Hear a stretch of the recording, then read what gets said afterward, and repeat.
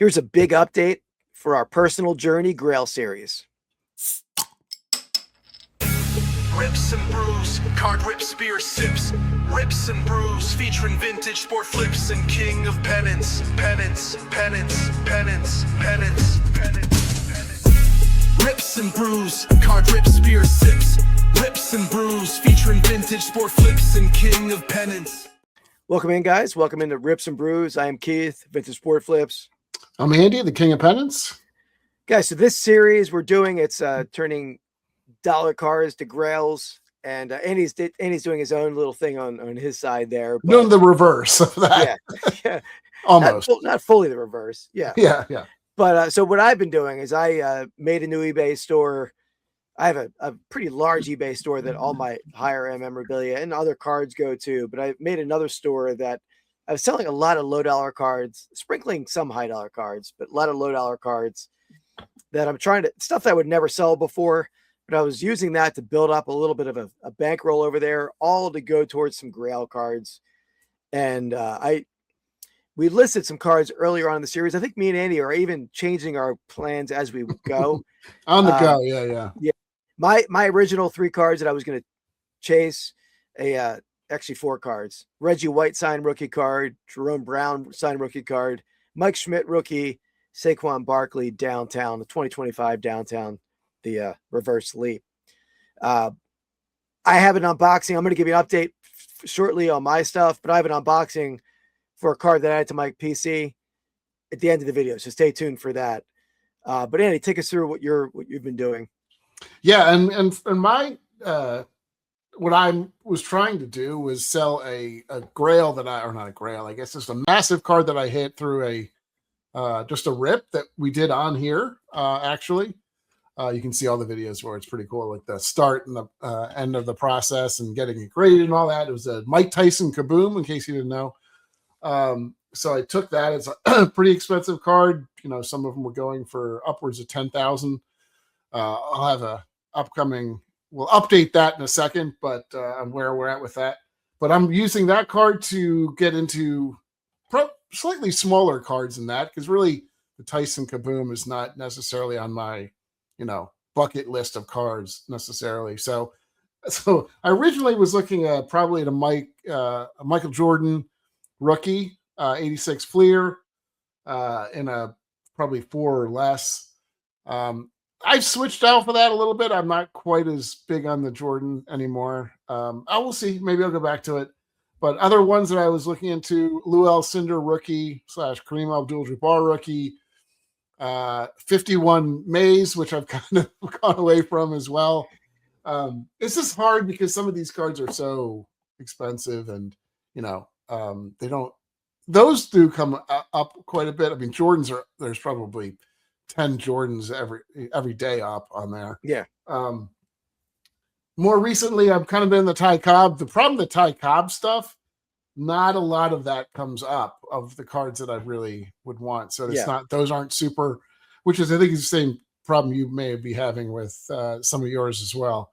Yeah, the Jerome, the Reggie. Yeah, for sure.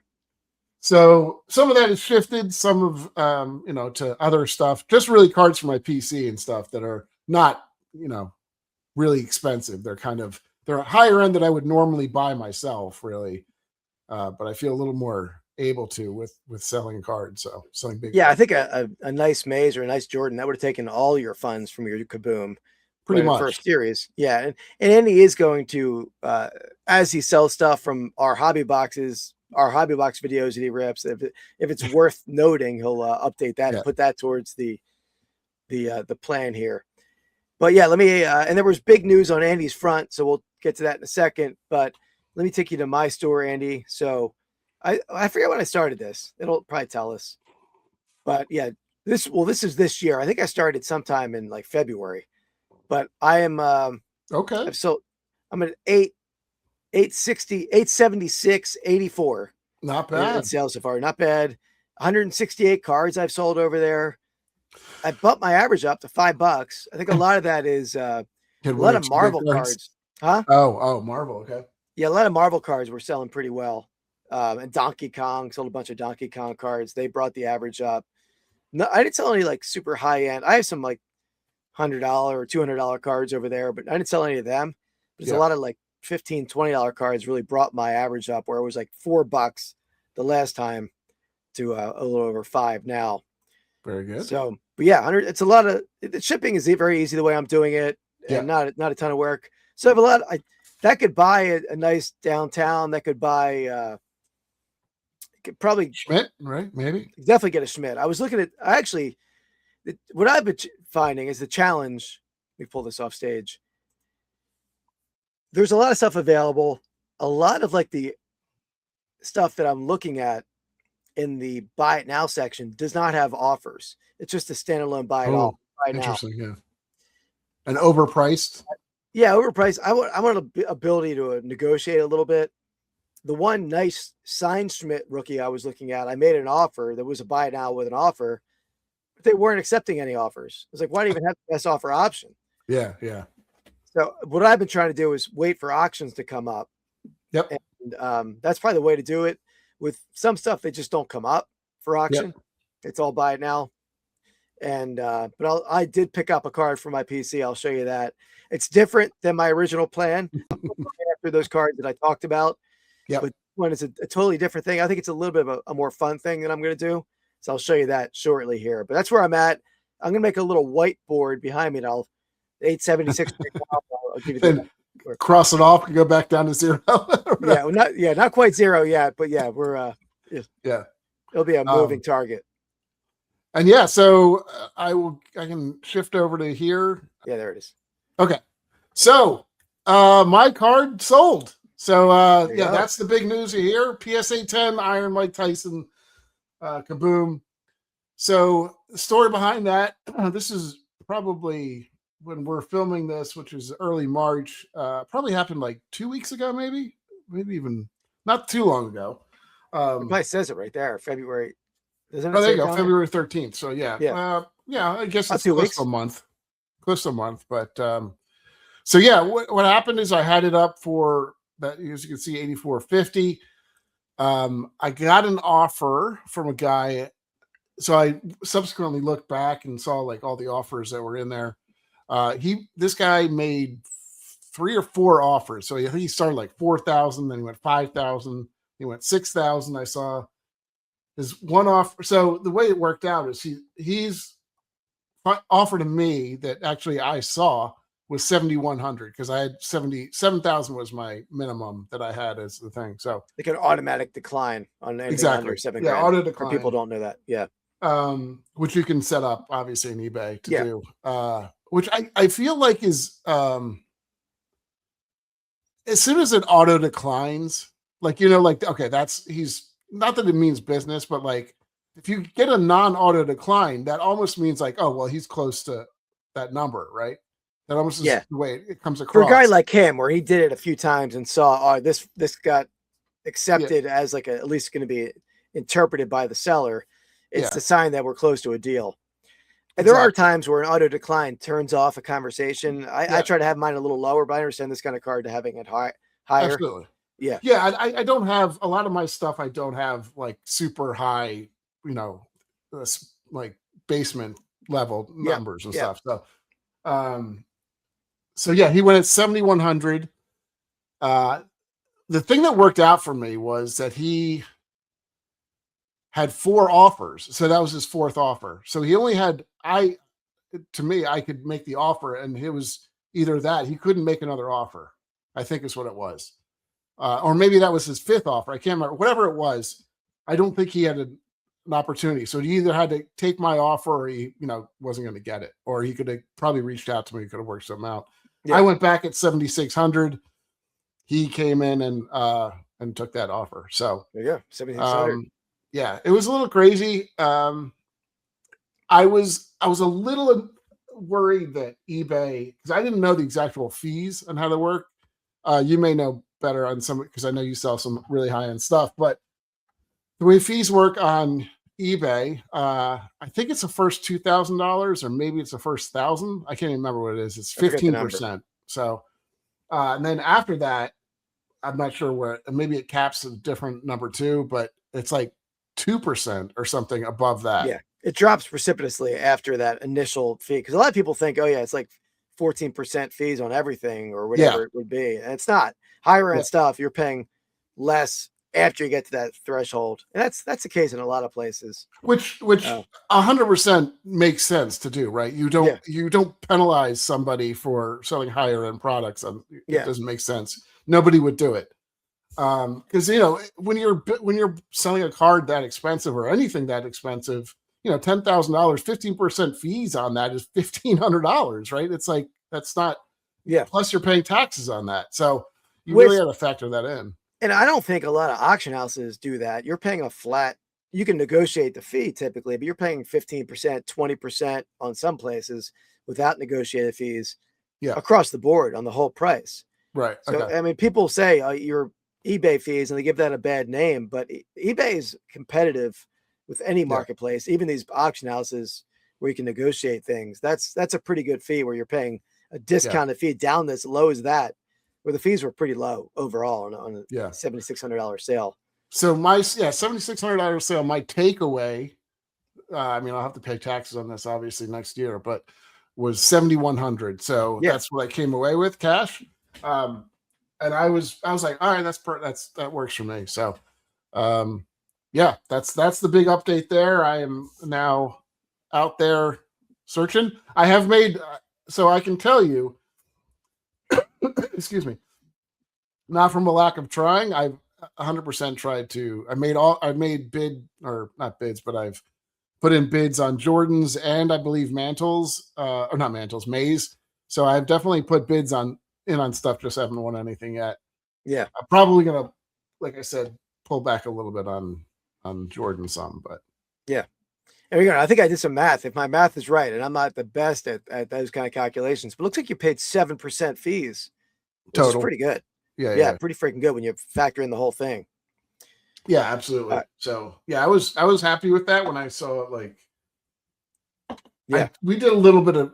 I think there's other factors too, like your store level, your selling level, all that. The store, you get a discount. You get a discount at the store. Yeah, that helps. Discount at the store, and I think you may even get a discount with where your selling level is too. Like, maybe not. I top rated seller. So I think that helps too. All that. So I was top rated seller. That also obviously helped as well. I think. Yeah. So I know. I think you're right. Yeah. Well, there we have it. So Andy, nice big sale there. So he does have some stuff coming. They're with eBay authentication. So some stuff is on the way. So next episode, Andy will be doing some unboxing. I have another card on the way, and I've been in some bidding wars, and I've been striking out, but this one I didn't strike out on this one. All right. That's what I like to hear. Let's pull this over. Let me give me 1 second here. Is my audio still good over there, Andy? Yep. Okay. All right. So here we go. My I haven't opened this package yet, sealed.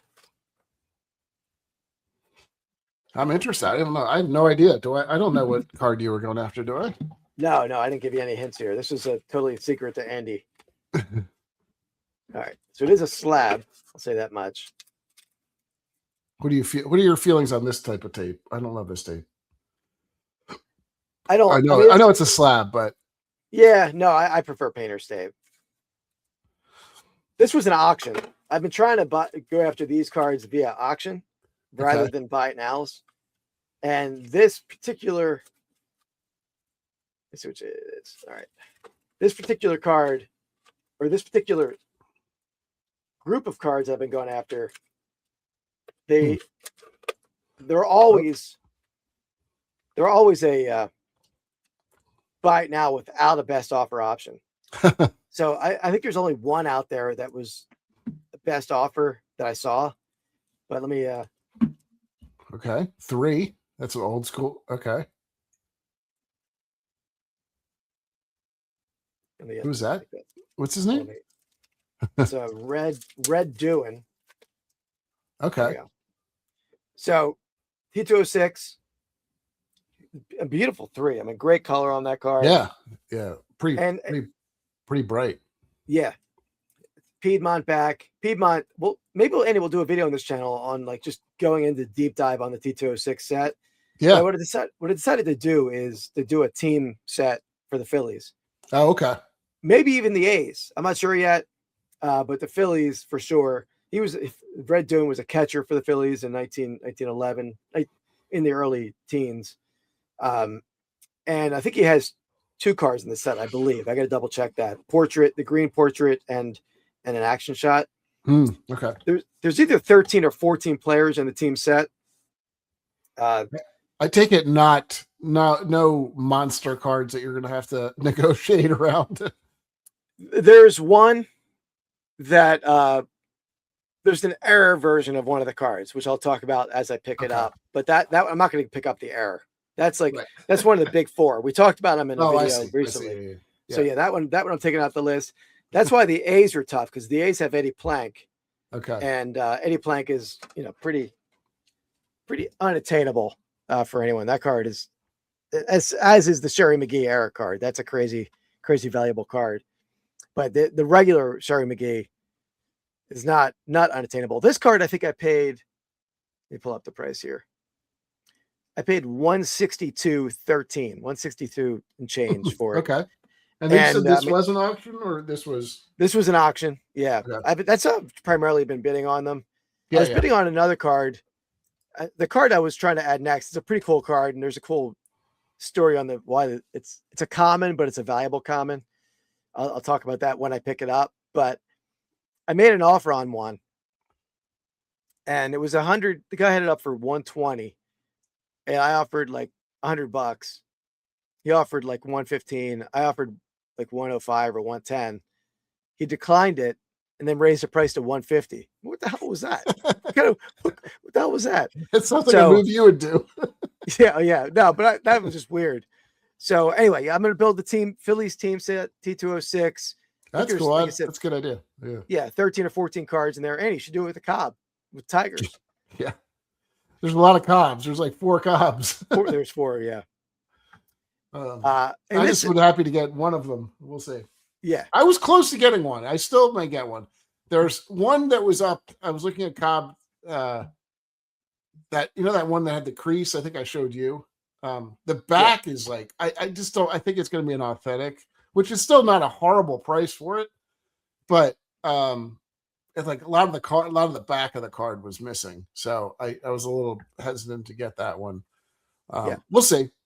I mean, I don't really feel like the grade for a T206 card matters at all. Obviously, for resale value, the high grades can go crazy. But I mean, a difference for it's all about eye appeal for this. So a 1, there are some 1s that look awesome, and there's some 3s where the color is less bright. So I think the eye appeal is where it's all about. And this card, I mean, I think this card has the eye appeal of a 7 or 8. And with that color, man, this is like one of the brightest you can see. That's so. I mean, yeah. But yeah, that'll be a fun video. I'll do a deep dive on the T206 set, the backs, ranking the rarities, the different things that people collect in the T206 set that are like they don't really exist in other sets. It's one of the most, I think there's people generally rank 3 sets as the best sets of all time. That's one of them for a multitude of reasons. So sure. Yeah. All right, so there you have it. So Andy's going to have one of these unboxings next episode. I have another card on the way too. There's a couple. There's a couple on the way. They're just for a variety of reasons not as easy as just buying and getting them shipped to you for a couple things. Yeah, a couple reasons. Yeah. So yeah, they'll be here next time. We'll film it when you get them, Andy. So it'll definitely be in the next episode. Unless you buy 5 more between then. That's true. That's true. But there you have it, guys. So we'll be updating this. I got to get my whiteboard. So what was it, 876 minus 163? What does that leave me? It's going to get challenging because that number is going to reset after 90 days. We're going to figure out how to do this math. Well, you can do a custom date, right? Of how long. Yeah, I can. I can figure it out. Yeah, it's not that. I'll figure it out. All right, guys. Thanks for watching. We have hobby box rips coming out weekly or bi-weekly at times. Don't forget This Week in Sports Cards every Sunday morning, 10 a.m. We have some drama to talk about in our next episode. There's always some drama. I got a couple topics, Andy, that are juicy. And I got a great sale already. So yeah, nice. Those are always fun. And I mean, I think we really like doing them. I think it's fun to sort of catch ourselves up on what's going on too. Yeah, But, we really got our finger on the pulse of the hobby right now with doing these, right? I say so, yeah. Yeah, we're doing a research and it's it's fun. Yeah. Yeah. So there we go. Every Sunday morning, 10 a.m. These videos generally going to come out on Tuesday. They'll probably come out next Tuesday, or you're watching it today on Tuesday. Shorts every day, whether it's a pack rip short or like some of our card content shorts. Check out our Wednesday night live on Vintage Sport Flips. We have a giveaway that we run over there. It's like a 3-month running giveaway. And then I have my regular videos on Vintage Sport Flips every Sunday morning. Not Sunday morning. Saturday afternoon, 1 p.m. Eastern time. So thank you guys for watching. Appreciate it. And we'll see you next time. Peace. No.